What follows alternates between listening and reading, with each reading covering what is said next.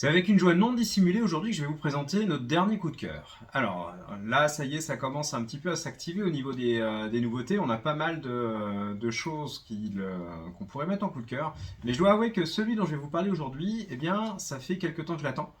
Parce qu'on aurait dû l'avoir sur fin d'année dernière, mais malheureusement, hasard du calendrier, décalage est arrivé. Il n'arrive entre guillemets que maintenant.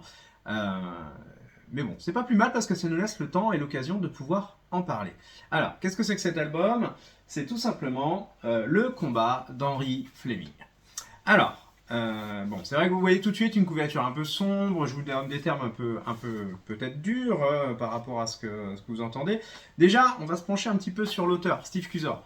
Steve Cusor, je ne sais pas si vous vous souvenez, il y a plusieurs années, il nous avait sorti un formidable album avec Yves Sant au scénario, qui était 5 branches de coton noir, qui a été une claque monumentale au moment, tant par la qualité du scénario que par le dessin. Et là, il a décidé d'adapter en fait un roman de Stephen Crane qui parle de la guerre de sécession. Donc oui, je vais vous parler de la guerre de sécession, mais là où ça va être intéressant, c'est qu'on n'est pas sur un album où vous allez vous retrouver dans le récit de guerre conventionnel, dans le sens où quand on vous parle de la guerre de sécession, on vous parle de la déchirure entre le Nord et le Sud, du combat entre abolitionnistes et esclavagistes, enfin tenants de l'esclavage, enfin il y a tout ça en arrière-fond. Je dois avouer que l'angle dans lequel on est dans cet album, que l'on doit d'ailleurs à l'écrivain initial, hein, qui a pas mal révolutionné le genre, est original dans le sens où on va se consacrer à un homme. On va être avec lui, dans sa tête, dans sa conception des choses. Donc on va mettre de côté, entre guillemets, la grande histoire. Parce que lui est un engrenage de cette grande histoire, mais ce qui va nous intéresser, c'est la façon dont il va vivre tout ça. Avec un point de départ assez original, c'est-à-dire lui qui décide de s'engager, alors, non pas par, je vais le dire de façon un peu abrupte, conviction politique, etc., mais l'idée de cette grande Amérique qui s'est forgée dans le sang, avec les colonies, etc., qui avait trouvé une cohésion, qui se déchire, qui éclate, et pour reprendre ses propres mots, mais qu'est-ce qu'on va faire de cette grande Amérique si les États du Sud s'en vont?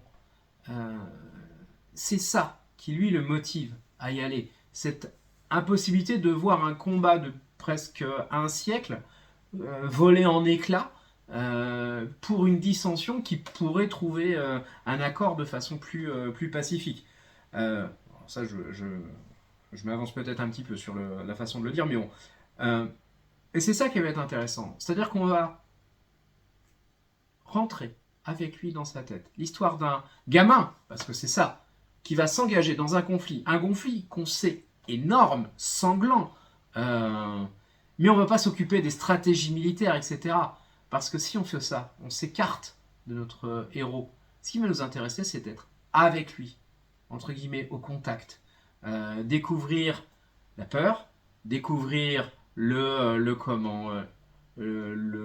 quotidien et l'horreur de l'attente. Et puis tout ça derrière, Henri, qui est-il?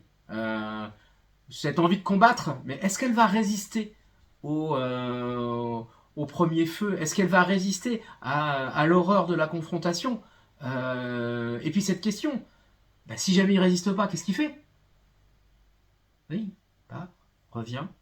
Et s'il revient, encore une fois, qu'est-ce qu'il fait? Avec cette question en filigrane, mais survivant, héros, quart, c'est tout ça qu'on trouve dans le combat d'Henry Fleming. Alors, déjà, en termes de thématique, vous voyez, c'est pas forcément facile à aborder, mais ça va aller plus profondément, parce que le dessin de Cusor va vous donner les ambiances. C'est-à-dire ces moments de rupture sublimes entre, parfois, presque des moments paisibles, où la nature commence à sauter, et puis cette armée qui va arriver, eux-mêmes étant dans le silence le plus total, parce que, encore une fois, sont dans l'attente, ils ne savent pas où ils vont, ils ne savent pas. Ce sont des engrenages. Ils ne savent pas vers quoi on les mène. Pour beaucoup, l'abattoir. Ça, ils en ont conscience. Le tout est de savoir comment ça va se passer. Et pour reprendre les mots du héros lui-même, si ça doit arriver, ben que ça arrive vite et bien et proprement. Autant vous dire que on est sur une façon de découvrir cette partie de l'histoire qui est quand même assez originale pour nous. D'autant plus que, au final, même si on connaît l'histoire de la guerre de sécession, son vécu, il est assez inconnu. D'autant plus que quand vous aurez lu ces pages, vous ne pourrez pas vous empêcher de faire le parallèle avec le vécu de la Première Guerre mondiale, de nos fameux poilus. On sait le traumatisme que ça a pu être, la façon dont un siècle plus tard, ça enclenche encore des questionnements et beaucoup de choses. Mais imaginez que la guerre de sécession ne l'a pas été moins pour ceux qui l'ont vécu, et imaginez que l'ampleur du traumatisme doit être franchement très similaire pour le peuple américain. Donc c'est tout ça qu'on suit, mais toujours avec ce dessin de Cusor, ces ambiances, et puis bah, cette volonté de ne pas héroïser le personnage. Il est humain. Chuter, partir, se relever, affronter.